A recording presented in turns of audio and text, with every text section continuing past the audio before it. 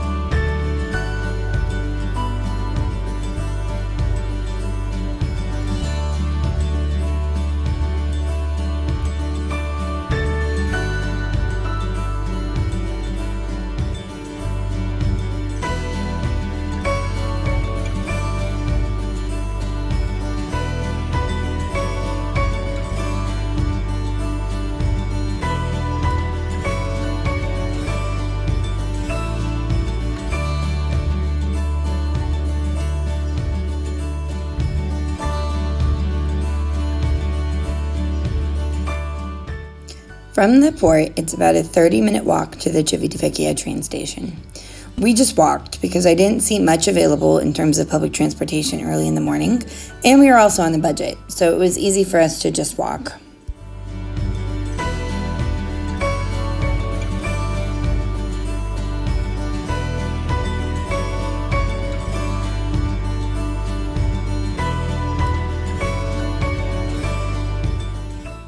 The walk to the train station is easy and safe. It's paved the whole way and there's plenty of signs.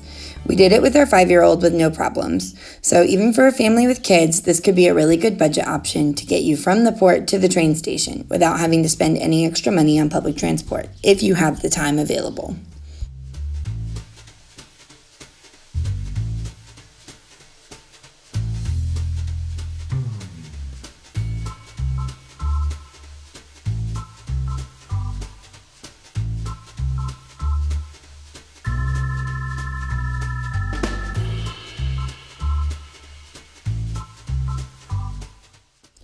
When you enter the train station, there are kiosks for tickets available. You can use cash or credit card.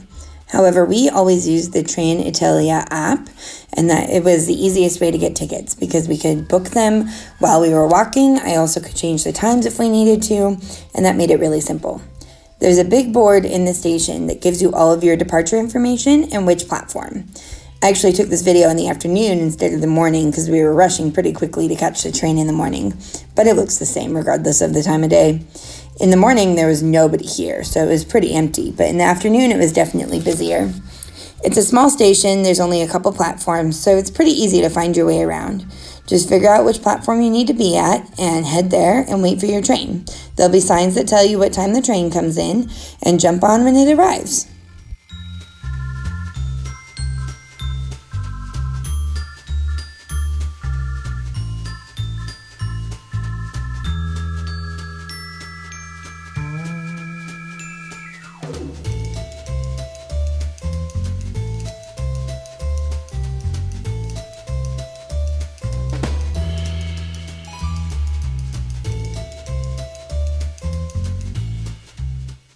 There are two different types of trains that will take you to Rome, a regional train and a high-speed train.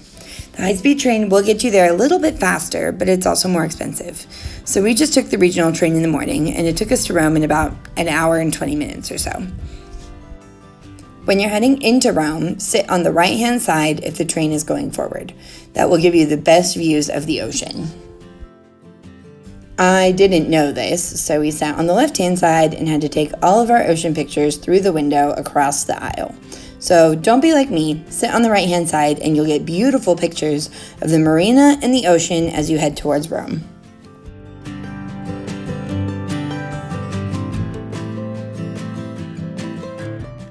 There are 3 stations you can disembark at when you arrive in Rome. We arrived in Rome San Pietro because we were going to the Vatican, and that was the closest stop. Often train stations will have these underground tunnels that will get you beneath the tracks. Don't ever cross the tracks, just go through the tunnel. Then you will come up out of the tunnel and into Rome.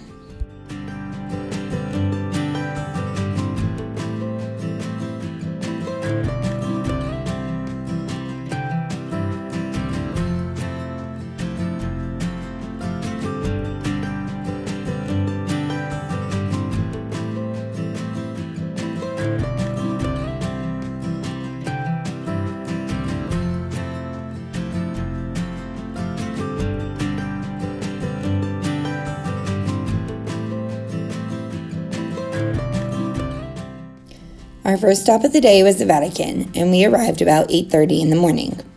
The lines were really short, and we were able to quickly go through security and had plenty of space to walk around this courtyard and take pictures.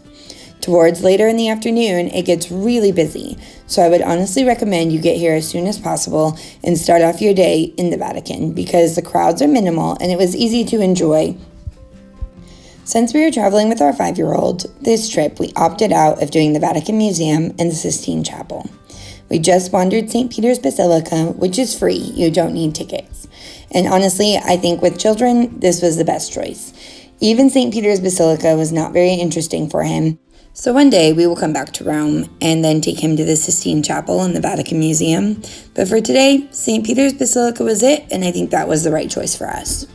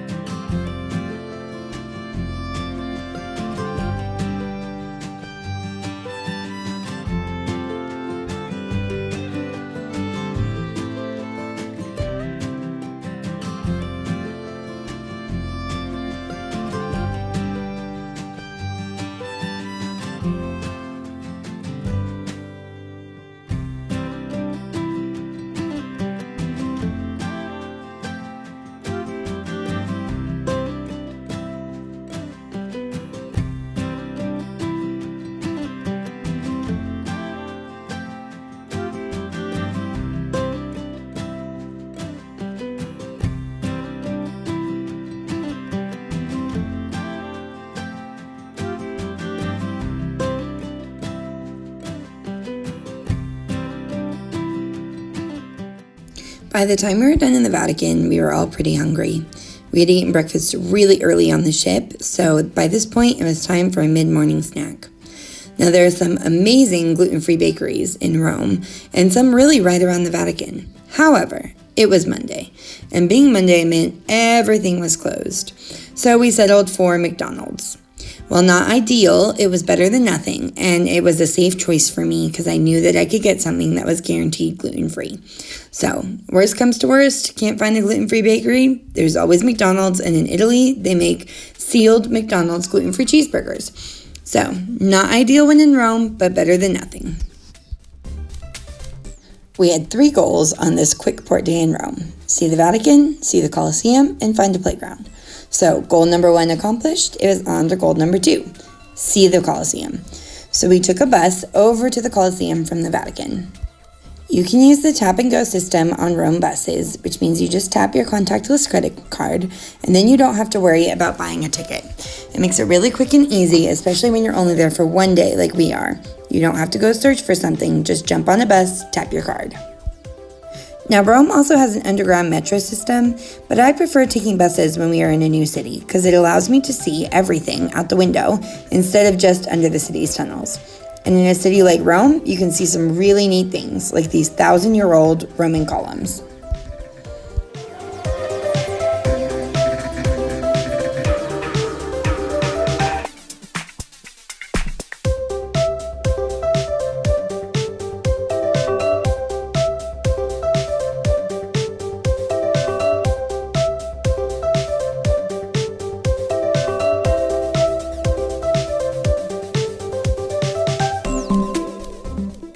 Because this was a very busy port day and we wanted to get the Vatican in as well as the Colosseum, we did not have time to actually go inside the Colosseum, so we did not get tickets for this experience.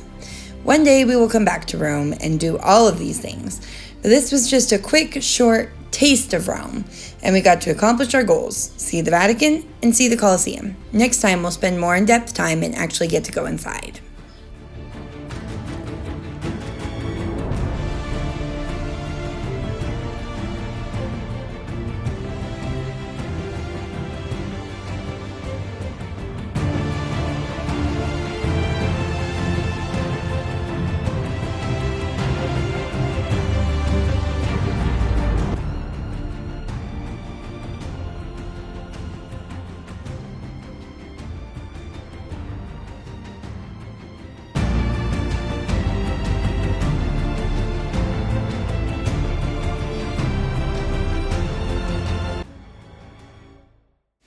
Up behind the Colosseum is a beautiful park.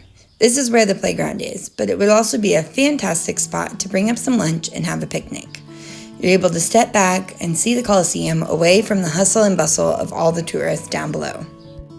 There's a great playground up here, but we were so busy playing that I forgot to take a video, so I'll add in some pictures. However, when traveling with small kids, we always try to balance everything with sights and playgrounds. So this was our playground at the Colosseum.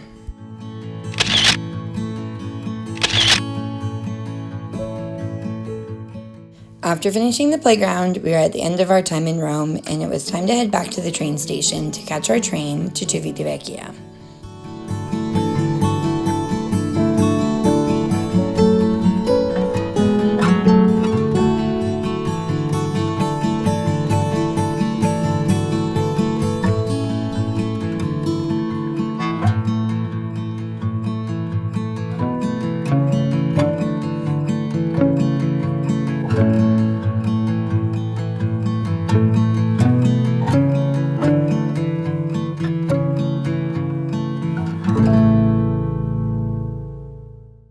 We picked up the train back to the ship from Rome Termini, the main central station in Rome, which was different from where we got off this morning.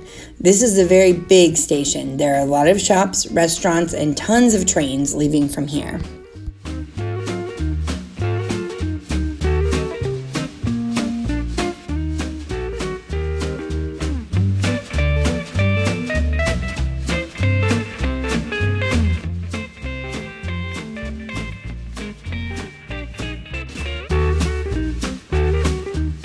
But before getting on our train, we had to grab a quick gluten-free gelato.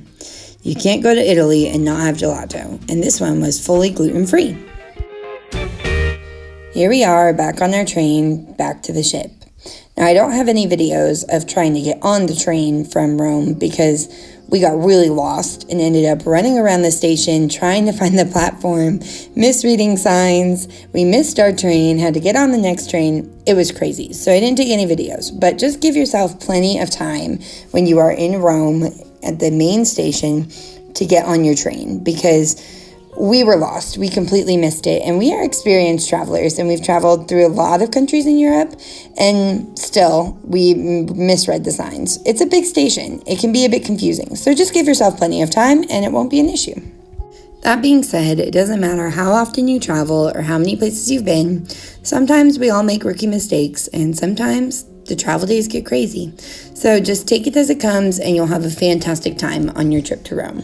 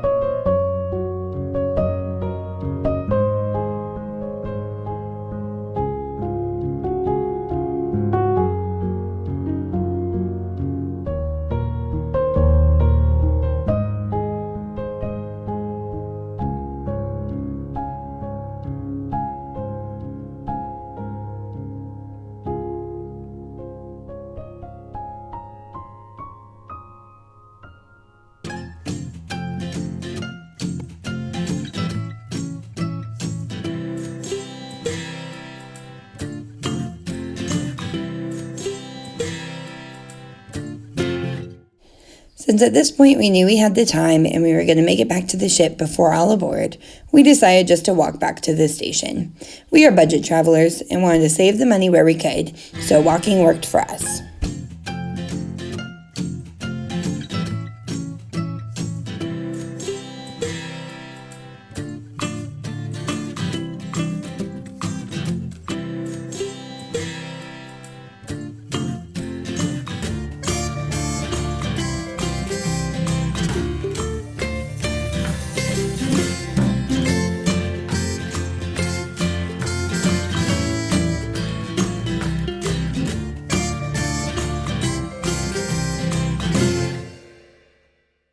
We took the free shuttle bus back to the ship at the end of our very busy port day in Rome. It actually went really smoothly, and it was really easy to read the trains and get to Rome and run around and see what we wanted to see. The only mix-up we had was our little confusion at the main station trying to get on the train back. Would I do it again? Absolutely. Did we see as much as you would have seen on a guided tour? Probably not. If this is your one day in Rome, spend the money, take the guided tour, and go see everything you want to see. If you know you'll come back or you're all right with not seeing everything, this is a fantastic way to do it. We knew we needed to save the money, and we were willing to do it on our own. We also knew that one day we're going to come back to Rome.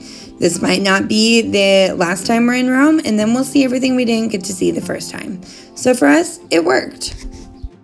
Traveling with a small child, this also gave us the ability to stop when we needed to stop, eat when we needed to eat, take the breaks that we needed to take, and spend a lot of time at the playground.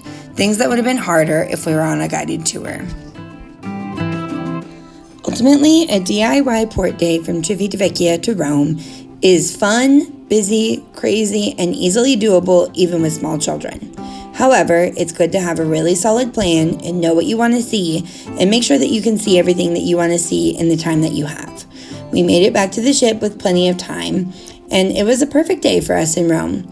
I can't wait to go back and actually get to spend more in-depth time in places like the Colosseum and the Vatican, go see the Spanish Steps and the Trevi Fountain. But for this, our one day in Rome, we had a fantastic time, and I was really glad that we made the choice to do it this way.